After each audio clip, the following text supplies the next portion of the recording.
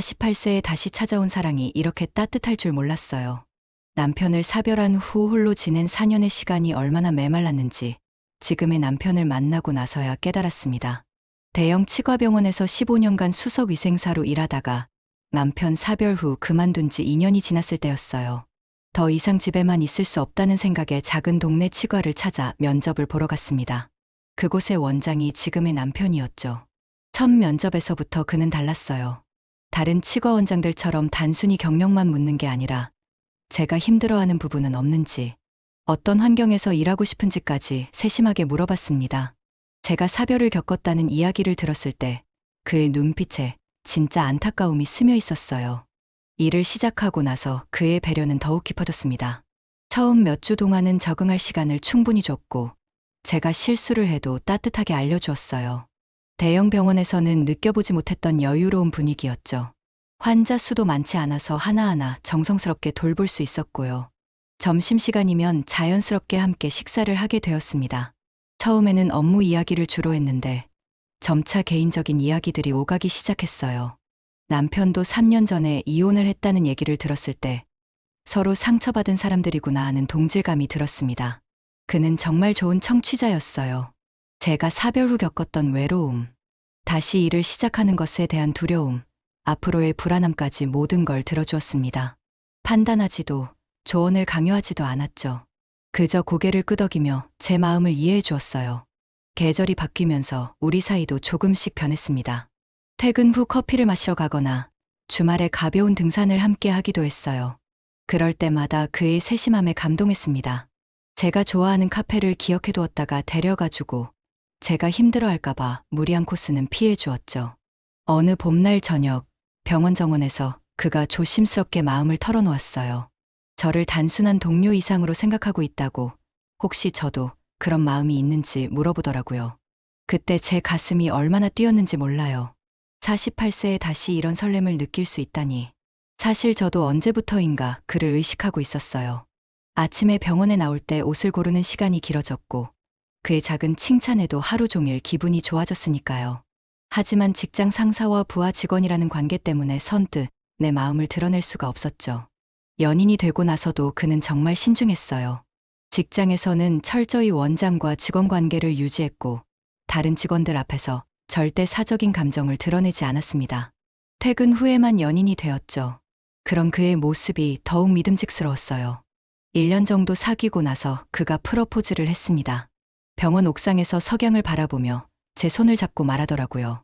함께 새로운 시작을 하고 싶다고, 제가 다시 행복해질 수 있게 도와주고 싶다고. 눈물이 핑 돌았어요. 이런 따뜻한 사람을 다시 만날 수 있다니. 결혼식은 조촐하게 치렀습니다.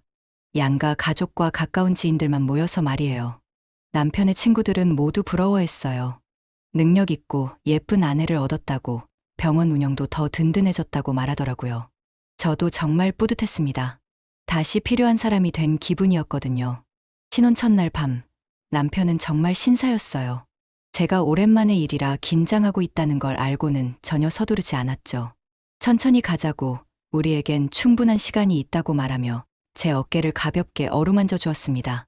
그의 손길은 부드럽고 따뜻했어요. 사별 후 메마른 사막 같았던 제 마음에 단비가 내리는 기분이었습니다. 남편이 제 귀에 속삭이며 나를 만난 게 인생 최고의 선물이라고 말할 때 정말 그런 기분이었어요. 48세에 이런 사랑을 다시 느낄 수 있다니. 그의 품에 안겨 있으니 모든 걱정과 불안이 사라졌습니다. 결혼 후에도 병원 분위기는 그대로였어요. 남편은 직원들 앞에서 여전히 저를 치과의생사 민경 선생으로 대했고 저 역시 그를 원장님으로 불렀죠. 다른 직원들도 자연스럽게 받아들였어요. 오히려 더 가족 같은 분위기가 되었다고 좋아하더라고요. 퇴근길에 남편이 제 손을 잡고 오늘도 고생했다며 건네는 미소가 얼마나 달콤했는지 몰라요. 집에 돌아가면 우리는 완전히 부부가 되어 소파에서 하루 일과를 나누며 웃곤 했습니다. 이런 일상이 얼마나 소중한지 새삼 깨달았어요. 함께 일하고 함께 사는 이 모든 게 꿈만 같았습니다. 대형 병원에서 느껴보지 못했던 소속감과 안정감이 있었거든요. 이곳은 제 남편의 병원이고 저는 그 병원의 가장 중요한 사람이었어요. 환자들도 저를 원장 부인으로 알고 더욱 친근하게 대해주었고요. 그때만 해도 몰랐어요. 이 달콤한 시작이 어떤 그림자를 품고 있는지, 남편의 따뜻한 미소 뒤에 무엇이 숨어 있는지, 저는 그저 행복했습니다. 다시 사랑받고 있다는 사실에, 진정으로 필요한 사람이 되었다는 현실에, 그날 밤 남편이 우리는 정말 잘 어울리는 한 팀이라고 말할 때, 저도 진심으로 그렇게 믿었어요. 48세에 찾아온 기적 같은 사랑이 영원히 계속될 거라고 말이죠. 결혼한 지 한 달쯤 지났을 때부터였어요. 남편의 눈빛에서 미묘한 변화가 느껴지기 시작했습니다. 처음에는 그저 신혼의 열정이 깊어지는 것이라고 생각했죠. 하지만 시간이 갈수록 그 시선의 무게가 점점 무거워지고 있었어요. 아침에 병원에 나와 진료 준비를 하고 있을 때였습니다.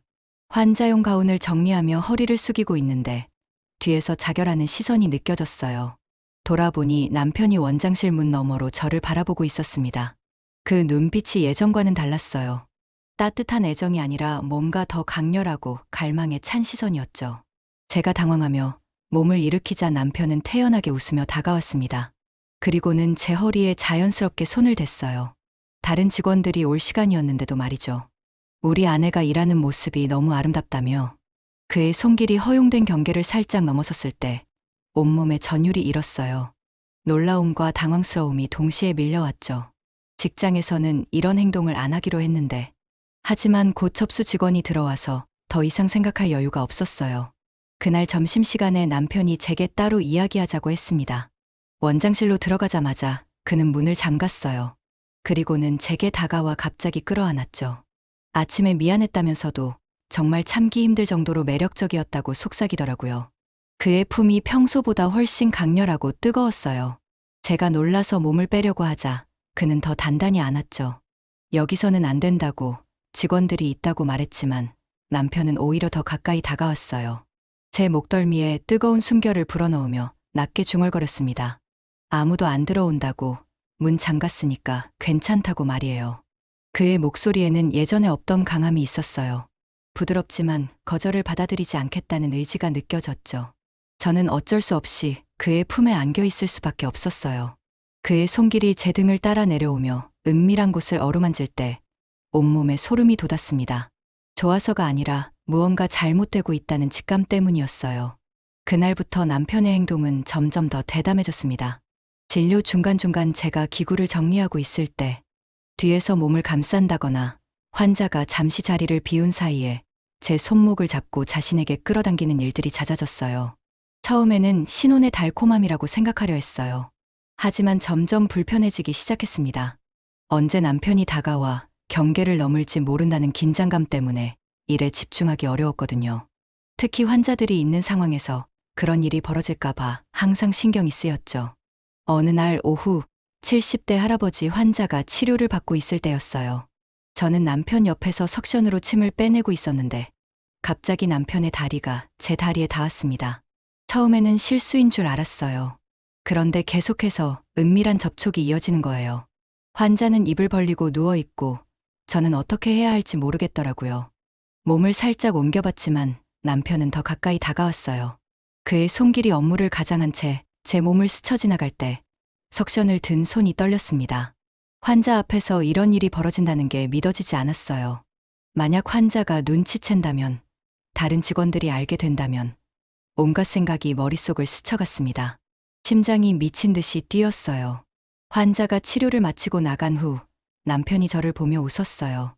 그런데 그 웃음이 예전 같지 않았습니다. 뭔가 의미심장하고 만족스러운 표정이었죠.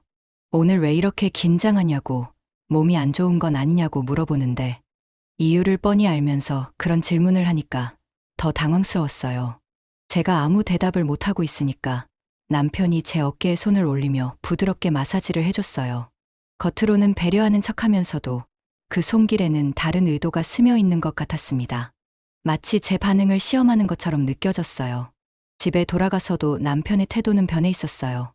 예전에는 제가 피곤해하면 먼저 쉬라고 했는데 이제는 오히려 더 적극적으로 다가왔습니다. 소파에 앉아 TV를 보고 있으면 옆에 바짝 붙어 앉아서 계속 제 몸 어딘가에 손을 올렸어요. 오늘 하루 종일 당신 생각만 했다면서 제게 스며드는 그의 손길이 점점 더 깊숙한 곳을 탐하려 했습니다. 처음에는 달콤한 애정 표현이라고 생각했지만 점점 그 강도가 세져갔어요. 제가 TV에 집중하려고 해도 계속 방해했죠. 남편의 애무가 점점 더 거침없어질 때 저는 몸을 움츠렸습니다. 하지만 그는 아랑곳하지 않았어요. 오히려 제가 부끄러워하는 모습을 더 흥미롭게 바라보는 것 같았어요. 그 시선 속에 뭔가 어두운 즐거움이 서려 있었어요. 밤에 잠자리에서도 마찬가지였어요. 예전에는 제 컨디션을 먼저 물어보고 배려해 주었는데, 이제는 제 의사와 상관없이 자신의 갈망을 먼저 표출했습니다.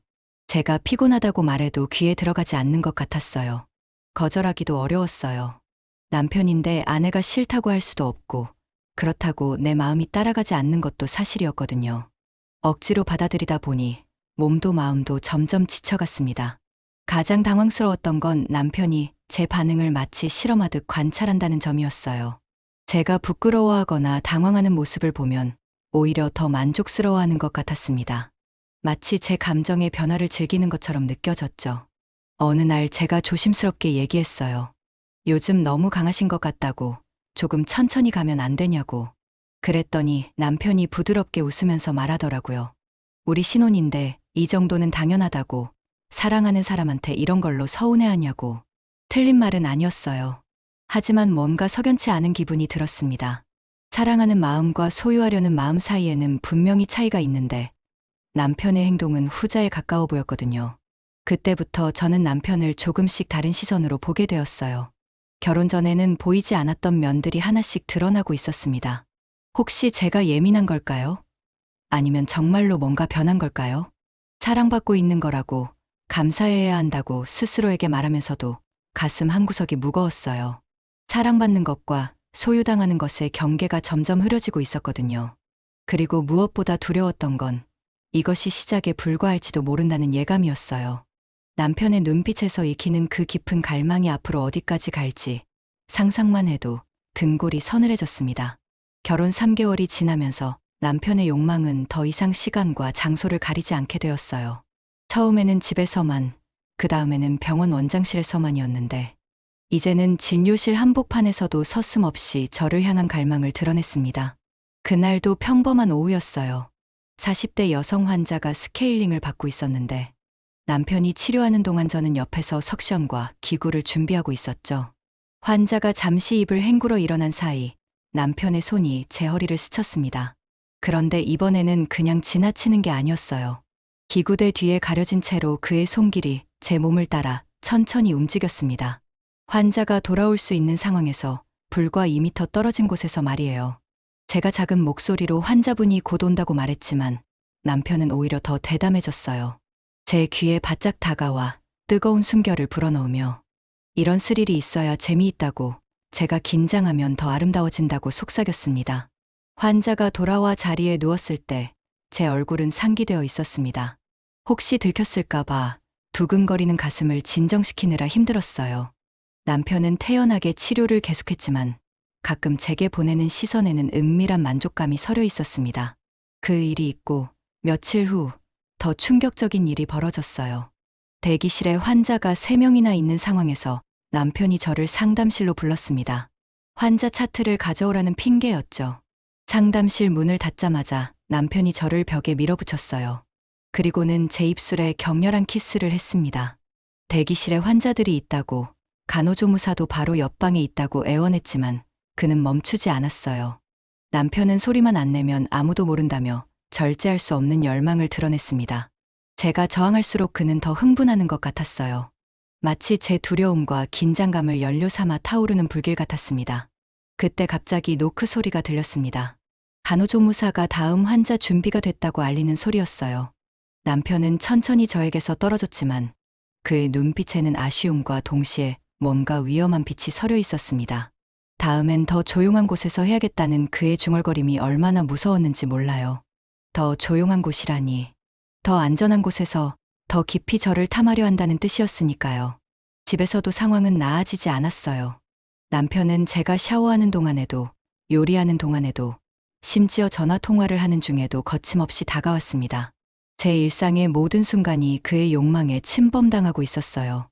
어느 저녁, 제가 친정어머니와 전화 통화를 하고 있을 때였어요.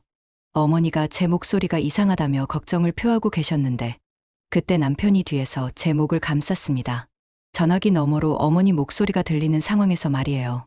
급하게 뭔가 떨어뜨린 것 같다는 핑계로 전화를 끊고 남편을 밀쳐냈지만 그는 오히려 더 흥미진진해하는 것 같았어요. 방금 상황이 얼마나 위험했는지 따졌지만 그는 그저 웃기만 했습니다. 그래서 더 짜릿했다고 제가 그것을 느꼈을 거라고 말하더라고요. 그 말에 소름이 돋았어요.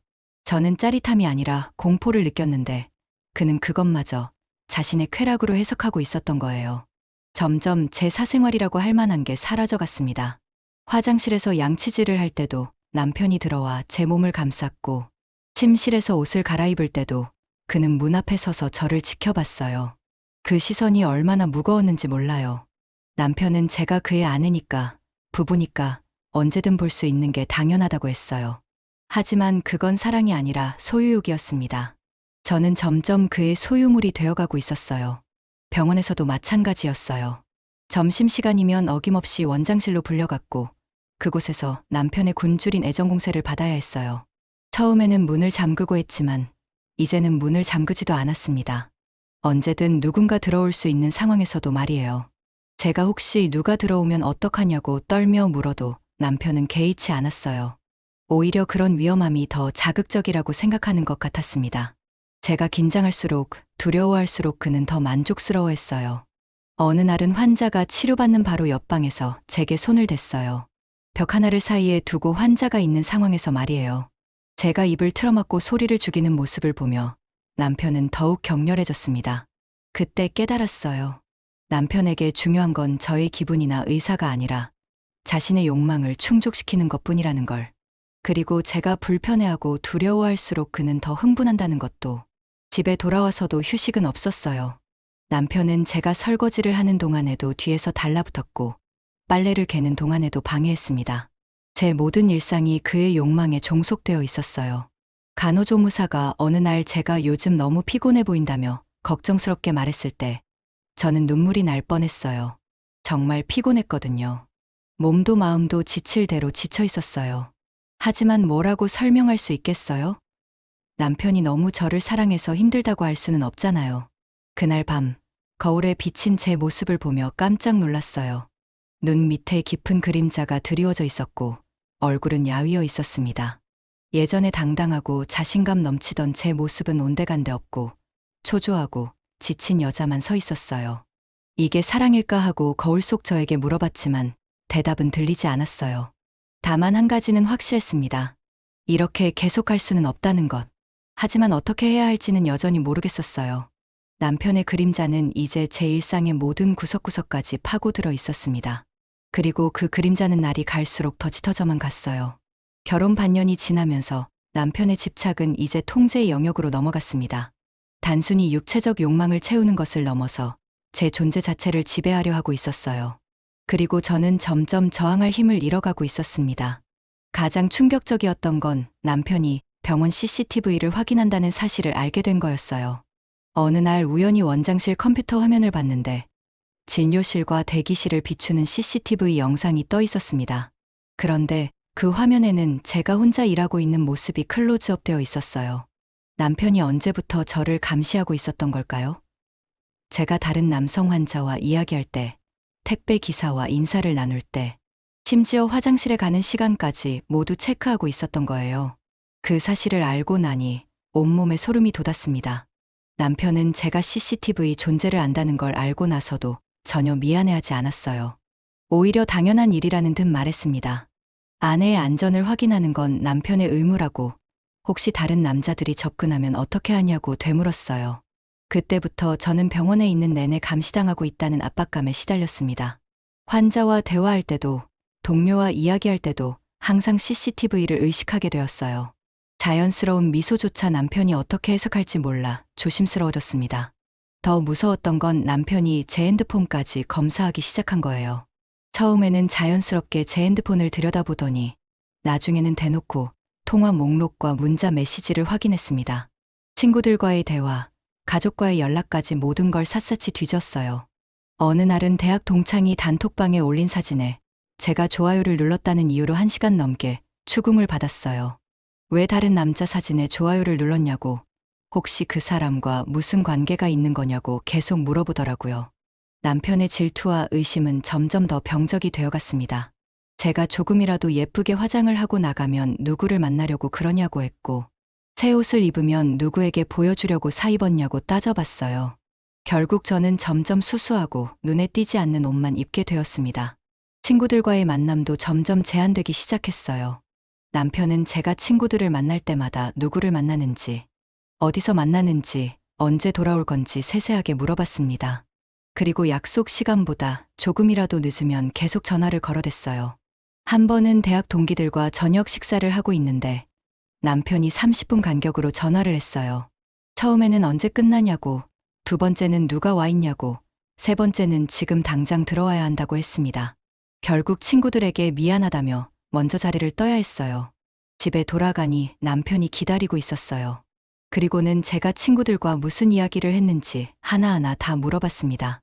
혹시 남자 이야기는 안 했냐고, 나에 대한 험담은 없었냐고 계속 추궁했어요. 마치 제가 무슨 범죄라도 저지른 것처럼. 그 일이 있고 나서 친구들이 걱정스럽다며 연락을 했지만 남편 때문에 제대로 대답할 수도 없었어요. 결국 친구들과의 만남은 점점 줄어들었고 나중에는 아예 연락도 뜸해졌습니다. 직장에서도 상황은 더 심각해졌어요. 남편은 제가 남성 환자와 이야기하는 시간까지 재기 시작했습니다. 치료에 필요한 설명도 최소한으로만 하라고, 불필요한 친절은 오해를 불러일으킨다고 경고했어요. 어느 날 20대 남성 환자가 치료 후 제게 고맙다며 밝게 웃어준 적이 있었어요. 그냥 예의 상하는 인사였는데 그날 저녁 남편이 CCTV를 보더니 화를 냈습니다. 왜 그 남자에게 그렇게 친절하게 대했냐고, 필요 이상으로 가까이 서 있었다고 따져봤어요. 그때부터 저는 모든 환자들과 일정한 거리를 유지하게 되었어요. 웃는 것도, 친절하게 대하는 것도 모두 조심스러워졌습니다. 병원에서조차 자연스럽게 행동할 수 없게 된 거죠. 남편의 통제는 제 몸에도 미쳤어요. 제가 조금이라도 거부하는 기색을 보이면 며칠 동안 차갑게 대했습니다. 말도 안 하고, 눈도 안 마주치고, 마치 제가 큰 잘못이라도 저지른 것처럼 행동했어요. 그럴 때마다 저는 결국 먼저 사과하게 되었습니다. 미안하다고, 앞으로 더 노력하겠다고 말하면서 남편의 기분을 맞춰줘야 했어요. 그렇게 하지 않으면 병원 분위기까지 얼어붙었거든요. 가장 견디기 힘들었던 건 남편이 제 반응을 실험하는 것 같다는 느낌이었어요. 일부러 더 과격한 요구를 해서 제가 어디까지 받아들일 수 있는지 시험하는 것 같았습니다. 그리고 제가 굴복할 때마다 더 만족스러워하는 것 같았어요. 어느 날 밤, 남편이 갑자기 제게 말했어요. 다른 사람들 앞에서 저를 자랑하고 싶다고, 제가 얼마나 아름다운 아내인지 보여주고 싶다고. 그 말을 들었을 때 온몸이 얼어붙는 것 같았습니다. 남편의 눈빛에는 뭔가 위험한 빛이 서려 있었어요. 마치 저를 전시품처럼 여기는 것 같았습니다. 소유물을 자랑하듯 다른 사람들에게 보여주고 싶어 하는 것 같았어요. 그 순간 깨달았습니다. 남편에게 저는 사랑하는 아내가 아니라 소유물이었다는 걸. 자신의 욕망을 충족시키고 자존심을 만족시키는 도구에 불과했다는 것을. 하지만 저는 이미 너무 깊은 늪에 빠져 있었어요. 친구들과도 멀어졌고, 가족들과도 연락이 뜸해졌고, 직장에서조차 자유롭지 못했습니다. 남편 없이는 아무것도 할 수 없는 상황이 되어버린 거죠. 그날 밤 잠자리에 누워서 생각했어요. 내가 언제부터 이렇게 나약해진 걸까? 예전에 당당하고 독립적이었던 나는 어디로 간 걸까? 하지만 답은 이미 정해져 있었습니다. 저는 점점 남편의 그림자 속으로 사라져가고 있었어요. 그리고 무엇보다 무서웠던 건 이것이 끝이 아니라는 예감이었습니다. 남편의 집착은 아직 더 깊어질 수 있을 것 같았어요. 그 생각만으로도 숨이 막혔습니다. 그날은 평소와 다름없이 점심시간에 병원 근처 작은 카페에 혼자 앉아 있었어요. 남편이 허락한 유일한 자유시간이었죠. 핸드폰도 테이블 위에 뒤집어 놓고 혹시 전화가 와서 늦는다고 의심받을까봐 항상 조마조마했어요. 그때 낯선 여성이 제 테이블로 다가왔습니다. 40대 후반 정도로 보이는 단정하지만 어딘지 지쳐 보이는 여자였어요. 그런데 그 여자가 제게 건넨 첫 마디가 충격적이었습니다. 혹시 세종치과에서 일하시는 분 맞냐고, 그리고 원장과 결혼하신 분이냐고 물어보더라고요. 저는 당황스러워서 누구신지 물어봤어요. 그러자 그 여자가 조용히 말했습니다. 자신이 그 사람의 전 아내라고. 순간 온몸이 얼어붙는 것 같았어요. 남편의 전처를 만날 줄은 꿈에도 몰랐거든요.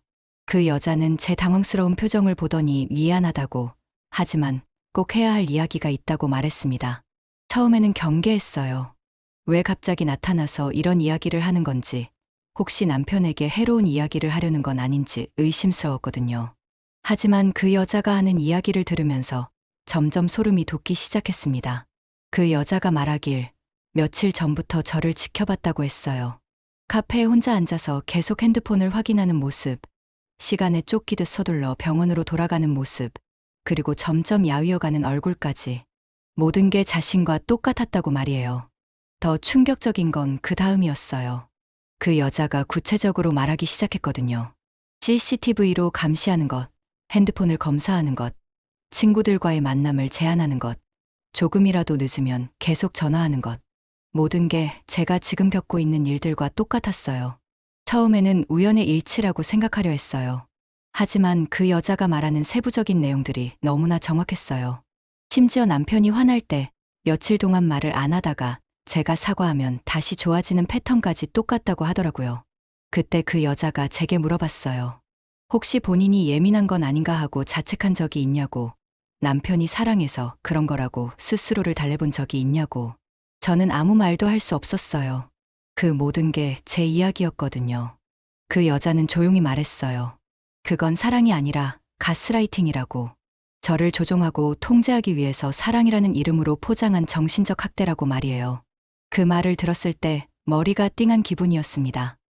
가스라이팅이라는 단어는 들어본 적이 있었지만 그게 바로 제가 겪고 있는 일이라는 걸 깨닫지 못했어요. 남편이 제 현실 감각을 왜곡시키고 제가 잘못 생각하는 것처럼 만들고 모든 걸 사랑이라는 이름으로 정당화해왔다는 걸 그제야 깨달았습니다. 그 여자가 계속해서 말했어요. 자신도 처음에는 사랑받고 있다고 생각했다고, 하지만 점점 숨이 막히고 자신이 사라져가는 걸 느꼈다고. 그리고 이혼 후 몇 년이 지난 지금도 그 트라우마에서 벗어나지 못하고 있다고 했어요. 가장 충격적이었던 건 그 다음 말이었어요. 그 사람은 절대 변하지 않는다고, 다음 아내에게도 똑같은 짓을 할 거라고 확신한다고 했습니다. 그리고 자신은 그걸 그냥 지켜볼 수가 없어서 이렇게 나타났다고 말이에요. 그 순간 모든 퍼즐이 맞춰지는 것 같았어요. 왜 남편이 이혼했는지, 왜 전처에 대한 이야기를 하기 싫어하는지, 왜 결혼 전에는 보이지 않던 면들이 결혼 후에 드러났는지. 모든 게 계획적이었다는 생각이 들었습니다. 그 여자는 제게 당장 행동을 취하라고 조언했어요. 가장 중요한 건 공식적인 기록을 남기는 거라고, 가정폭력 상담소나 112에 신고를 하라고 했습니다. 당장 해결은 안 되더라도 기록이 남으면 나중에 도움이 된다고 말이에요. 처음에는 망설여졌어요. 신고를 한다는 게 쉬운 일이 아니었거든요. 하지만 그 여자가 말했어요. 지금 신고하지 않으면 상황은 더 악화될 뿐이라고, 그 사람은 절대 스스로 멈추지 않는다고. 그날 저녁 집에 돌아와서 남편을 보는 제 시선이 완전히 달라져 있었어요. 예전에는 사랑스러운 남편으로 보였던 모습들이 이제는 모두 계산적이고 조종적으로 보였습니다. 제가 조금이라도 늦었다며 걱정스럽게 묻는 말도, 오늘 누구를 만났냐며 관심 있게 묻는 말도 모든 게 감시와 통제였어요. 그날 밤 남편이 잠든 후 저는 조용히 거실로 나와 112에 전화를 걸었습니다. 처음에는 목소리가 떨렸어요. 하지만 점차 차분하게 제 상황을 설명했습니다. CCTV 감시, 핸드폰 검사, 친구들과의 만남 제한, 정신적 통제와 압박에 대해서 말이에요. 상담원분이 친절하게 들어주셨어요. 그리고 이것이 명백한 정신적 가정폭력에 해당한다고, 공식 기록을 남기고 상담을 받아보라고 조언해 주셨습니다. 그 순간 제가 지금까지 겪은 모든 일들이 정당하지 않았다는 걸 공식적으로 인정받는 기분이었어요. 며칠 후 경찰서에서 연락이 왔어요. 가정폭력 신고 건으로 상담을 받으러 나와달라고 했습니다. 남편에게는 병원 일이 있다고 핑계를 대고 나갔어요. 상담을 받으면서 제가 얼마나 비정상적인 상황에서 살고 있었는지 다시 한번 깨달았습니다. 상담사분이 말씀해 주셨어요. 제가 겪은 일들이 전형적인 정서적 가정폭력의 패턴이라고, 이런 경우 가해자는 절대 스스로 변하지 않는다고, 그리고 피해자의 안전을 위해서는 분리가 필요하다고 조언해 주셨어요. 집에 돌아와서 남편의 평소 행동들을 다시 보니 모든 게 다르게 보였어요. 제가 어디 갔다 왔냐고 묻는 것도, 시간이 오래 걸렸다며 걱정하는 것도, 핸드폰을 슬쩍 들여다보는 것도, 모든 게 사랑이 아니라 통제였다는 걸 이제는 확실히 알 수 있었어요. 그날 밤, 저는 마침내 결심했습니다. 이 상황에서 벗어나야 한다고. 더 이상 이런 식으로 살 수는 없다고. 비록 앞으로의 길이 험할지라도 이렇게 통제당하며 사는 것보다는 자유롭게 사는 게 낫다고 생각했어요. 신고를 한 이후로 남편의 태도에도 미묘한 변화가 있었어요. 아직 공식적으로 연락이 오지는 않았지만 뭔가 눈치를 채기 시작한 것 같았습니다. 평소보다 더 예민하게 제 행동을 관찰했고, 왜 요즘 분위기가 이상하냐고 몇 번 물어보기도 했어요. 하지만 저는 이미 선을 넘은 상태였어요. 무서웠지만 돌아갈 수는 없었습니다. 전처가 해준 말이 계속 머릿속에 맴돌았어요. 지금 행동하지 않으면 평생 이렇게 살아야 한다고. 상황은 절대 저절로 나아지지 않는다고. 그리고 무엇보다 저는 이제 알았어요. 이것이 사랑이 아니라는 걸. 진짜 사랑은 상대방을 통제하거나 감시하는 게 아니라 존중하고 신뢰하는 거라는 걸. 제가 그동안 사랑이라고 착각했던 것들이 모두 가스라이팅이었다는 걸 말이에요. 이제 남은 건 실행뿐이었습니다. 용기를 내서 이 상황에서 완전히 벗어나는 것. 비록 혼자가 되더라도, 가난해지더라도 자유롭게 숨 쉴 수 있는 삶을 되찾는 것이었어요. 신고를 한 지 일주일이 지났을 때 드디어 그 순간이 왔어요. 경찰서에서 남편에게 연락이 온 거였습니다. 가정폭력 신고 건으로 출석하라는 통보였죠. 그날 남편의 얼굴을 잊을 수가 없어요. 처음에는 당황스러워했다가 곧 분노로 변했다가 마지막에는 차가운 계산이 깃든 표정이 되었습니다. 남편이 제게 묻더라고요. 혹시 내가 신고한 거냐고. 저는 부정하지 않았어요. 이미 마음먹은 일이었거든요. 그렇다고 대답했을 때 남편의 얼굴이 순간 일그러졌습니다. 하지만 예상과 달리 소리를 지르거나 화를 내지는 않았어요. 오히려 더 무서웠습니다. 남편은 며칠 동안 저를 완전히 무시했어요. 집에서도 병원에서도 마치 제가 존재하지 않는 것처럼 행동했습니다. 그러면서 동시에 더 교묘하게 저를 압박하기 시작했어요. 병원에서 제 업무량을 갑자기 늘렸습니다. 혼자서는 감당하기 어려운 스케줄을 잡아놓고는 왜 일을 제대로 못하냐며 다른 직원들 앞에서 지적했어요. 집에서는 밥도 해주지 않고 청소도 안 하면서 집안이 왜 이 모양이냐며 핀잔을 줬죠. 모든 게 제 잘못인 것처럼 만들려고 했어요. 제가 예민하게 굴어서 부부 관계가 나빠졌다고, 쓸데없는 신고를 해서 가정을 파탄냈다고 주변 사람들에게 말하고 다녔습니다. 하지만 저는 이제 달랐어요. 예전 같으면 자책하고 사과했을 텐데 이제는 이것도 가스라이팅의 일종이라는 걸 알고 있었거든요. 제가 잘못한 게 아니라 남편이 상황을 조작하고 있다는 걸 명확히 알 수 있었어요. 경찰서 조사 당일 남편은 말끔하게 차려입고 나갔어요. 돌아와서는 아무 일도 아니라는 듯 행동했습니다. 경찰도 별거 아니라고 했다며 앞으로 이런 쓸데없는 일은 하지 말라고 경고했어요. 하지만 저는 상담사분께 미리 들어서 알고 있었어요. 이런 경우 처음에는 대부분 경고 차원에서 끝나지만 기록이 남는다는 게 중요하다고. 그리고 재발하면 더 강한 조치를 취할 수 있다고 말이에요. 그 일이 있고 며칠 후 저는 비밀리에 원룸을 알아보기 시작했어요. 남편 몰래 점심시간을 이용해서 부동산을 다니며 적당한 곳을 찾았습니다. 월세가 부담스러웠지만 그래도 자유를 위해서라면 감수할 수 있었어요. 전처가 준 연락처로 전화를 걸어 도움을 청했습니다. 그분은 흔쾌히 도와주겠다고 했어요. 이사하는 날 도와주겠다고, 그리고 필요하면 법적 조언도 구해주겠다고 말씀해 주셨어요. 드디어 그날이 왔습니다. 남편이 학회 참석으로 부산에 1박 2일로 출장을 간 날이었어요. 평소 같으면 혼자 있는 시간을 감시하려고 계속 전화했을 텐데 신고건 때문인지 조심스러워하는 기색이었어요. 남편이 떠난 후 바로 짐을 쌌어요. 많이 가져갈 수는 없었지만 꼭 필요한 것들만 골라서 캐리어 2개에 담았습니다. 결혼 반지는 화장대 위에 그대로 두고 왔어요. 그리고 편지 한 장을 남겨두었습니다. 편지에는 더 이상 이런 식으로 살 수 없다고, 별거를 하겠다고 썼어요. 이혼에 대해서도 진지하게 생각해보자고, 만약 계속 통제하고 감시하려 한다면 모든 증거를 공개하겠다고 경고했습니다. 전처가 와서 도와주었어요. 짐을 차에 옮기면서 그분이 말씀하시더라고요. 지금이 가장 힘들 때라고, 하지만 시간이 지나면 이 선택이 옳았다는 걸 알게 될 거라고. 새로운 원룸에 도착했을 때의 그 기분을 어떻게 표현해야 할까요? 작고 초라한 공간이었지만 제게는 자유의 성 같았어요. 아무도 저를 감시하지 않는 공간, 제가 원하는 대로 할 수 있는 공간이었거든요. 그날 밤 처음으로 제 핸드폰을 자유롭게 사용했어요. 그동안 연락을 못했던 친구들에게 안부 인사를 보냈습니다. 모두들 그동안 왜 연락이 안 됐냐며 걱정했다고 하더라고요. 저는 간단히 상황이 복잡했다고만 말했어요. 다음 날 오후 예상대로 남편에게서 전화가 왔어요. 처음에는 화를 내다가 나중에는 돌아오라고 애원했습니다. 사랑한다고, 앞으로 달라지겠다고, 다시 기회를 달라고 말이에요. 하지만 저는 단호했어요. 이미 결정한 일이라고, 더 이상 그런 식으로는 살 수 없다고 말했습니다. 남편이 계속 설득하려 했지만 전화를 끊었어요. 그 후로도 남편은 계속 연락을 해왔어요. 문자, 메시지, 전화, 심지어는 병원 동료를 통해서까지 메시지를 전해왔습니다. 모두 돌아와 달라는 내용이었죠. 하지만 저는 흔들리지 않았어요. 전처분이 말씀해주신 대로 이런 사람들은 위기가 오면 일시적으로 변한 척하지만 결국 다시 원래대로 돌아간다는 걸 알고 있었거든요. 며칠 후 남편이 직접 제 원룸 앞에 나타났어요. 인터폰을 눌러대며 나오라고 이야기하자고 소리쳤습니다.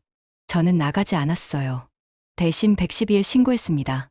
이미 가정폭력 신고 기록이 있으니 더 빨리 처리해주겠다고 하더라고요. 경찰이 와서 남편을 떨어뜨려 놓은 후 저는 비로소 안도할 수 있었어요. 이제 정말로 자유로워진 것 같았습니다. 새로운 직장을 구하는 일은 쉽지 않았어요. 하지만 전처분이 소개해주신 치과에서 임시로 일할 수 있게 되었습니다. 월급은 전보다 적었지만 자유롭게 일할 수 있다는 게 무엇보다 좋았어요. 가장 좋았던 건 제 시간이 온전히 제 것이 되었다는 거였어요. 점심시간에 누구를 만나든, 퇴근 후에 어디를 가든, 몇 시에 집에 들어오든 아무도 간섭하지 않았습니다. 이런 당연한 자유가 얼마나 소중한지 그때 처음 깨달았어요. 물론 힘든 일도 많았어요. 경제적으로 빠듯했고, 혼자 모든 걸 해결해야 했고, 가끔은 외로웠습니다. 하지만 그 모든 어려움이 남편의 통제와 감시 속에서 살던 때보다는 훨씬 나았어요. 친구들과의 관계도 점차 회복되었어요. 그동안 왜 연락이 안 됐는지 솔직하게 이야기했더니 모두들 이해해 주었습니다. 오히려 용기 있는 결정을 했다며 응원해 주었어요. 몇 달 후 이혼 조정 신청을 했어요. 남편은 끝까지 거부했지만 별거 상태가 지속되고 가정폭력 기록이 있어서 결국 받아들일 수밖에 없었습니다. 재산 분할도 생각보다 원만하게 해결되었어요. 이혼이 확정된 날, 저는 제 인생에서 정말 새로운 장이 시작되었다는 걸 느꼈어요. 48세에 다시 혼자가 되었지만 두렵지 않았습니다. 오히려 설레었어요. 지금 생각해보면 그때의 제가 정말 용감했다는 생각이 들어요. 안정된 결혼 생활을 포기하고 불확실한 미래를 선택한다는 게 쉽지 않았을 텐데. 하지만 그 선택이 제 인생에서 가장 옳은 결정이었다는 걸 이제는 확실히 알 수 있어요. 전처분과는 지금도 가끔 연락을 주고받아요. 서로의 안부를 묻고 힘든 일이 있으면 격려해주는 사이가 되었습니다. 같은 아픔을 겪었기에 서로를 이해할 수 있는 소중한 인연이 되었어요. 가끔 과거를 돌아보면 그때의 저에게 고맙다는 마음이 들어요. 용기를 내어 진실을 마주했고 행동으로 옮겼고 끝까지 포기하지 않았으니까. 만약 그때 참고 넘어갔다면 지금도 그 감옥 같은 생활을 계속하고 있을지도 몰라요. 지금의 제 삶은 완벽하지는 않아요. 여전히 경제적으로 빠듯하고 혼자 해결해야 할 일들도 많습니다. 하지만 제가 선택한 삶이고 제가 원하는 대로 살 수 있는 삶이에요. 무엇보다 이제는 저 자신을 믿을 수 있게 되었어요. 어떤 어려움이 와도 제가 헤쳐나갈 수 있다는 자신감이 생겼습니다. 그리고 진짜 사랑이 무엇인지도 알게 되었어요. 언젠가 다시 누군가를 만나게 될 수도 있을 거예요. 하지만 그때는 절대 예전처럼 저 자신을 잃어버리지 않을 거예요. 사랑과 통제를 구분할 줄 알고 제 경계를 지킬 줄 아는 사람이 되었으니까요. 48세에 찾은 진정한 자유. 늦었지만 후회하지 않아요. 오히려 이제야 진짜 제 인생이 시작되었다는 기분입니다. 그리고 이 이야기를 읽는 누군가에게도 용기를 주고 싶어요. 아무리 깊은 늪에 빠져 있어도 용기를 낸다면 반드시 빠져나올 수 있다고 말이에요.